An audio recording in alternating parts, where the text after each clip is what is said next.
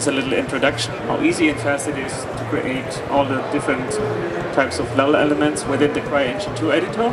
We have here in our environment system now a quite longer view distance. It's not just like maybe in other engines 1,000 kilometers with a big fog effect like this that you can see up here, 1 kilometer, but we have up to 16 kilometers view distance without slowdown, because we got a integrated LOD system, so the terrain is optimized and the trees are optimized. So even though we have 2 million polygons on screen, its frame rate is pretty good. So together with this long view distance, we thought about integrating a really 3D cloud system, so you can actually move inside the clouds, or they travel around, so they are not statically baked into the skybox anymore. Let's move down a bit. Maybe here through the city. Let me show you the how we light the level. The lighting is done with our time of day lighting system. So you can say where the sun should rise, and you can say how bright it is, and what type of fog settings you can have, 0.5 maybe. As you move to the night, you get a star map. That's not a texture of the stars. So really, it's a generated texture based on a position where you are on the Earth. So the sky map automatically updates them. Also, you might notice the shadows are updating in real time. They are really, smooth, soft shadows. So even though they are real time, there's not a disadvantage using them. It's a huge benefit. It allows us to have fully destructible environments, as the shadows will update in real time, and there's no missed it. Okay, I got it. So, but you can see how nicely the shadows are updating, and there's no baking into this. Let's talk a little bit more about destructible environments. For example, for buildings, we defined certain breakpoints. For example, here at this point, the building can break. So this is all set up by artists. They tell you where it should break.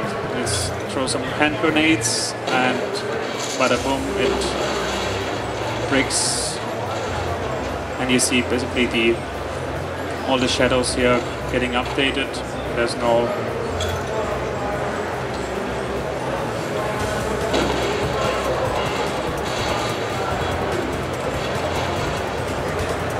they are resting, so there's no intersection happening anymore. About the creation tools, we get the integrated vegetation system, and the vegetation system allows the designer to literally paint forests and other type of natural environments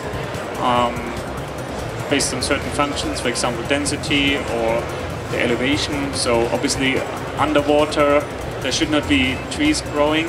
So with all this set up and almost just one mouse click, you build your little forest. Let's make this not so fast.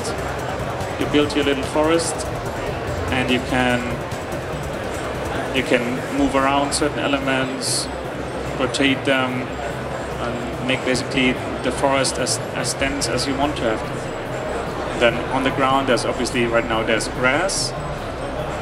Let's turn on the procedural vegetation. So these are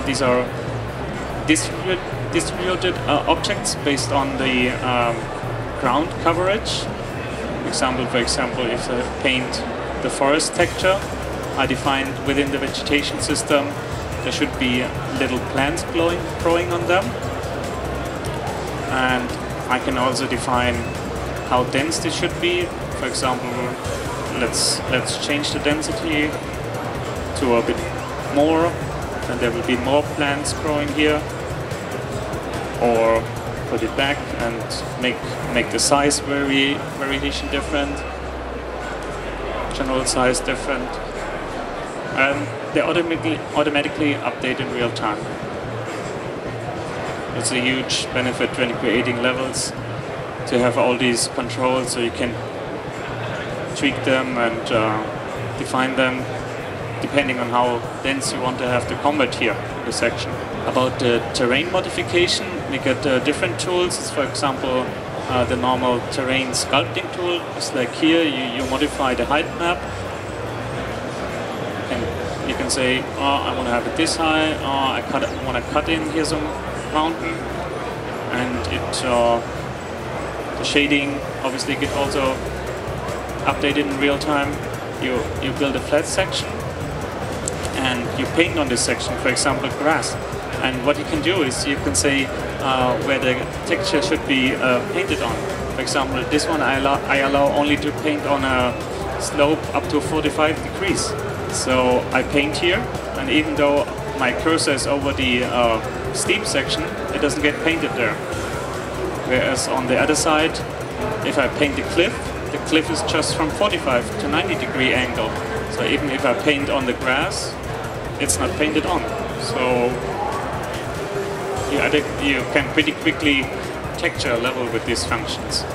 As you might know, the height map is just a 2D thing that is extended up, and we can create mountains that are up to 10 kilometers high.